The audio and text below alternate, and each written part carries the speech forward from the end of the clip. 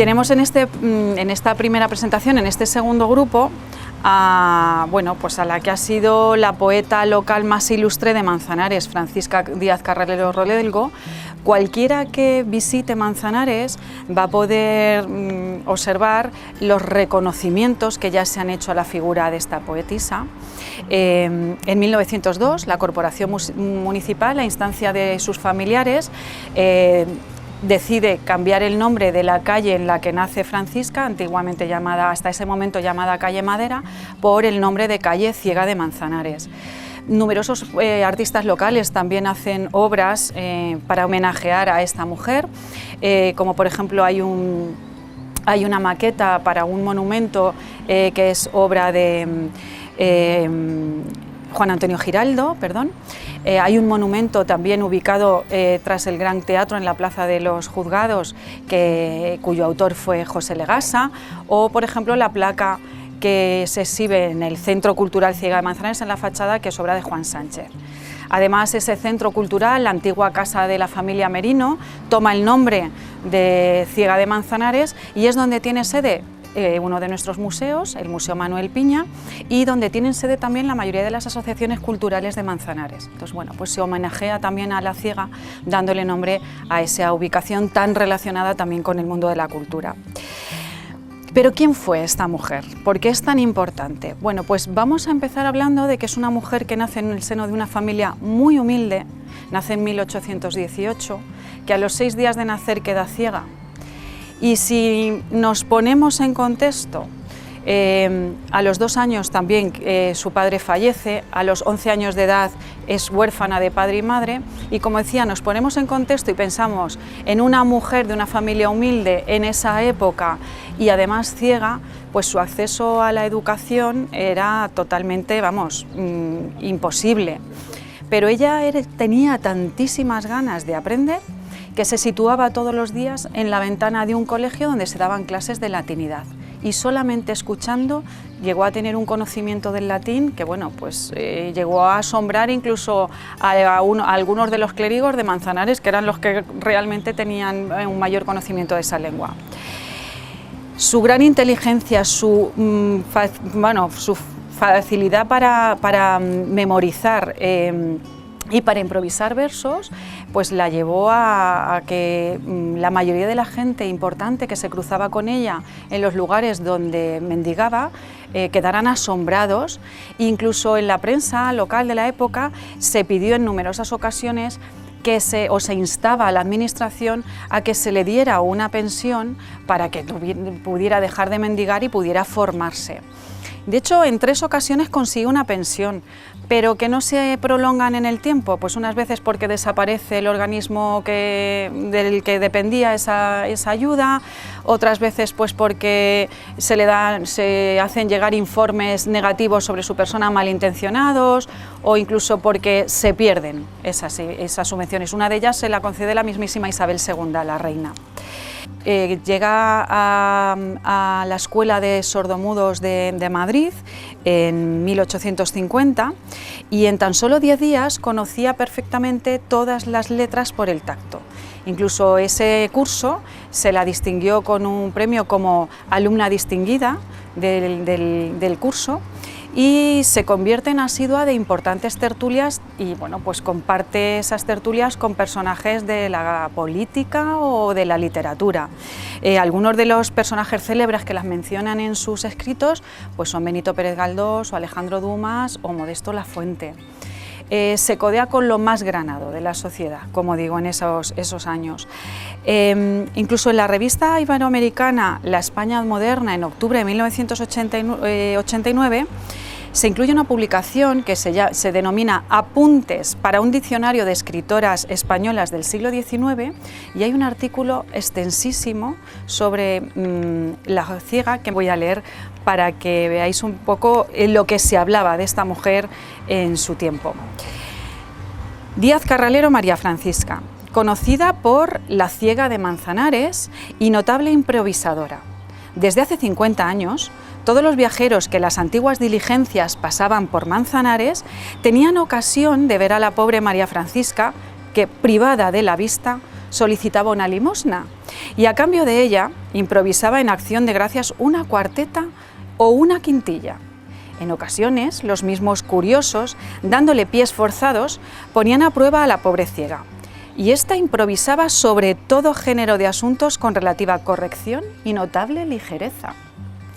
Dotada de poderosísima memoria, reconoce después de 20 o 30 años a las personas que una vez le hayan sido presentadas y retiene todas las lecturas que le han hecho, y aún las lecciones de latín que, siendo niña, sorprendían al dómine del pueblo. Una poetisa ilustre, Carolina Coronado, proyectó hace algún tiempo coleccionar las composiciones de María Francisca, no habiéndolo hecho aún por motivos extraños a su voluntad. Y no siempre fueron sus composiciones hijas de las circunstancias del momento. Algunas, más meditadas, demuestran verdadera inspiración y lo mucho que hubiera podido ser, con el estudio, la poderosa inteligencia de la pobre mujer que ha pasado su vida adivinando todo cuanto le fue dado contemplar.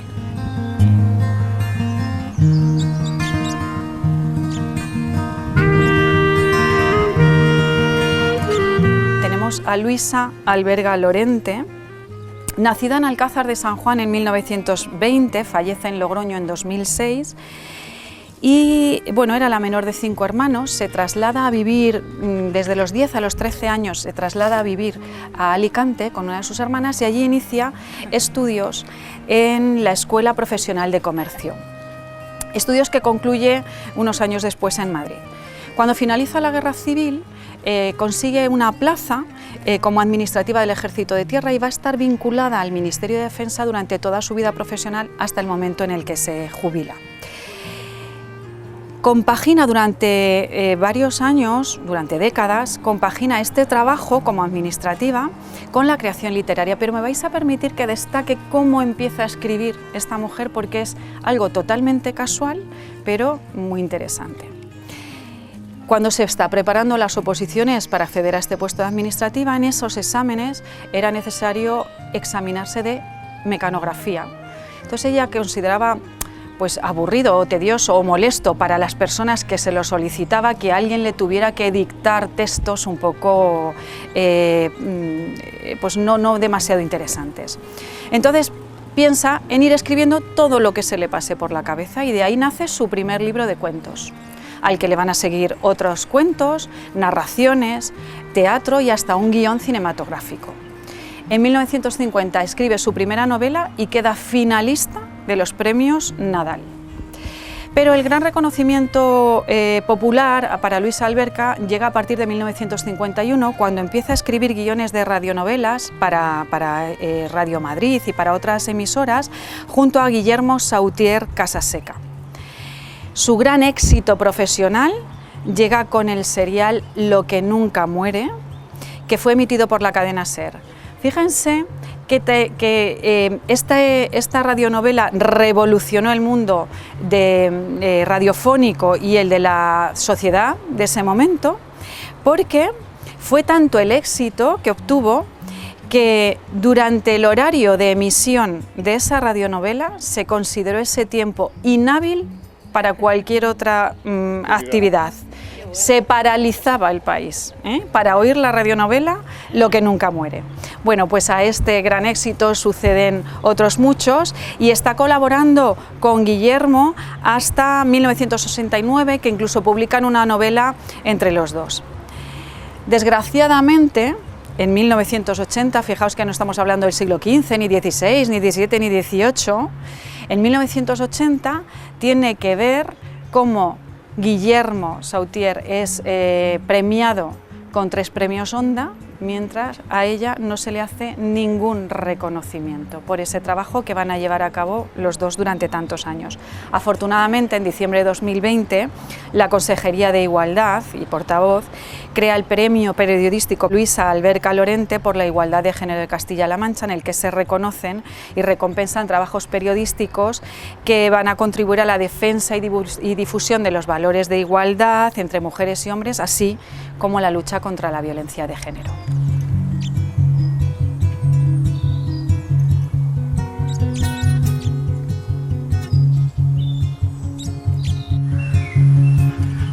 Aquí tenemos a Leonor Serrano Pablo, Otra de las figuras que a mí me ha sorprendido, que desconocía completamente, tengo que confesaros, y que nace en Hinojosas de Calatrava en 1980 y fallece en Madrid en 1942.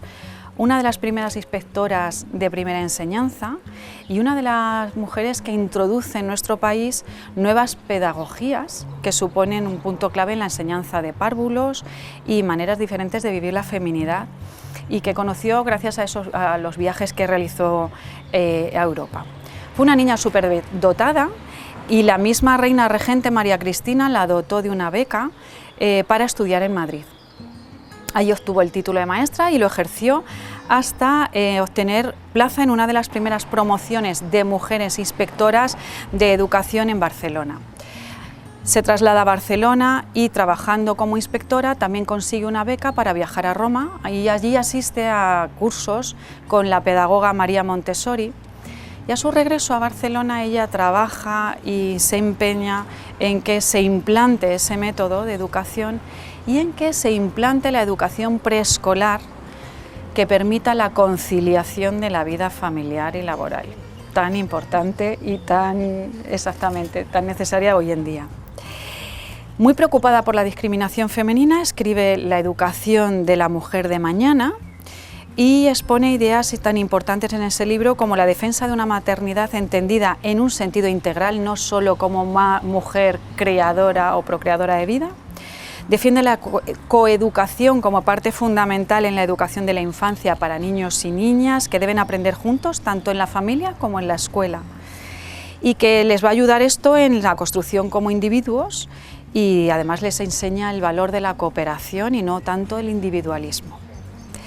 Fue la primera mujer con bufete en Barcelona, abogada con bufete en Barcelona, y defendió habitualmente tanto la libertad de prensa, el derecho a voto de las mujeres, la necesidad de una ley de divorcio, así como el acceso de las mujeres a los altos cargos públicos y la supresión de la pena de muerte.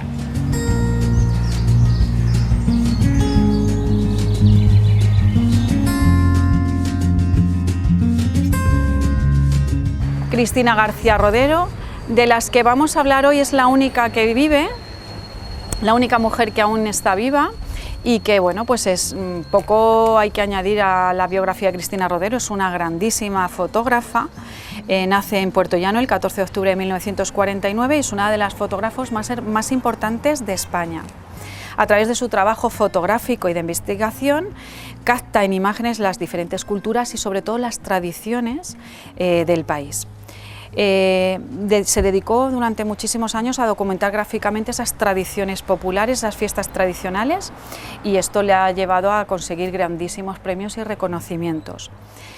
Ha sido pionera en muchísimas cosas, entre otras la primera mujer de nacionalidad española, la primera persona, no mujer, de nacionalidad española en formar parte de la agencia Magnum Photos, o la primera mujer en recibir un doctorado por la Universidad honoris causa por la Universidad de Castilla-La Mancha. Es miembro de la Real Academia de Bellas Artes de San Fernando, licenciada en Bellas Artes por la Universidad Complutense, en 1972 se licencia, y bueno, pues dedica ese tiempo desde que se gradúa en fotografiar tanto los ámbitos no universitarios como en la actividad docente que va a llevar a cabo como profesora de fotografía de la Facultad de Bellas Artes de la Complutense. Es una trayectoria plagada de premios. Por ejemplo, vamos a destacar el Premio Nacional de Fotografía del Ministerio de Cultura en Madrid en 1996, o el último que ha obtenido, que ha sido en 2020, Premio El Ojo Crítico Especial 2020 de Radio Nacional de España. Tiene imágenes muy potentes pero muy reales, pues que reflejan esa pasión por la vida de las personas y de la vida en general. Está considerada una de las fotógrafas de mayor relieve y trascendencia creativa en España. Y bueno, pues el 12 de septiembre de 2018 se inaugura en Puerto Llano el Museo Cristina García Rodero, en las instalaciones del edificio antiguo del Ayuntamiento, que está dedicado a la fotógrafa puertollanera.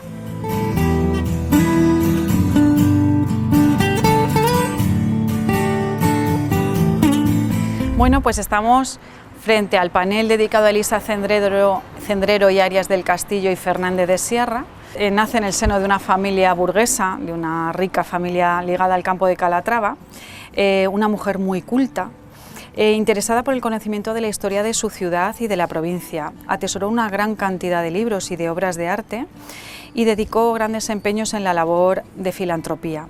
Eso le lleva a conseguir el reconocimiento como presidenta honoraria de la Cruz Roja e incluso el Cervantes de Oro por su labor cultural a título póstumo. Antes de morir manifiesta su deseo a sus hijas y familiares de que su casa sea un espacio museístico y bueno, la dona, la casa, y el ayuntamiento crea ese edificio municipal, ese museo municipal que hoy lleva su nombre. Muy interesante también, con una colección de obras de interés importantes.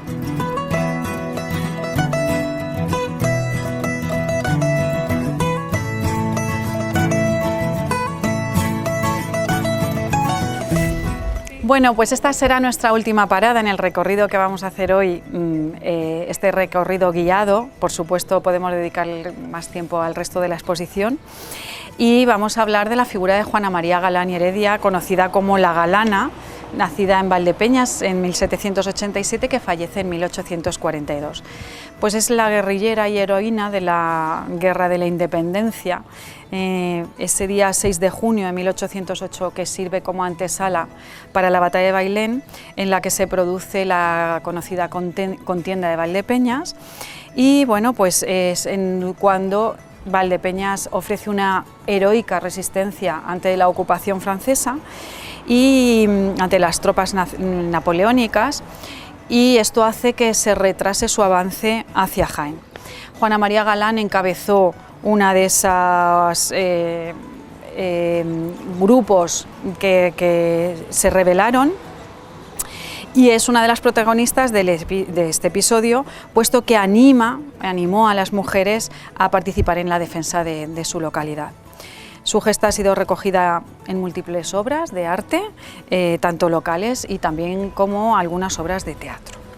Bueno, pues este ha sido el recorrido que hoy vamos a destacar a estas 6 mujeres ciudadrealeñas de la provincia de Ciudad Real, como formando parte de estas 28 mujeres excepcionales, y que bueno, pues si queréis seguir completando la visita, tenemos historias interesantísimas, como decíais antes, de princesas y de personas que se han dedicado a distintas actividades en la sociedad castellano-manchega.